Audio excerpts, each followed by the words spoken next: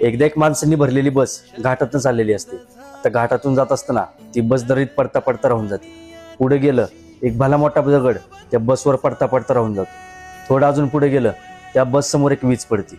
त्यामुळे ते बस साईडला थांबवतात आणि बसमधला एक माणूस म्हणतो, आपल्या बसमध्ये असा एक पापी मनुष्य आहे ज्याच्यामुळे आपण सगळे असुरक्षित आहे, तो त्याच्यामुळं आपला मृत्यू होऊ शकतो. त्यामुळे तो एक योजना बनवतो. बस समोर एक झाड असतं. आता बसमधल्या प्रत्येक माणसाने उतरायचं आणि त्या झाडाला शिवून यायचं. जो माणूस पापी असेल ती वीज त्या माणसावर पडणार. आता बसमधला एक एक माणूस उतरतो आणि झाडाला शिवून येत असतो. आता सगळे शिवून येतात आणि शेवटी राहतो फक्त एक माणूस.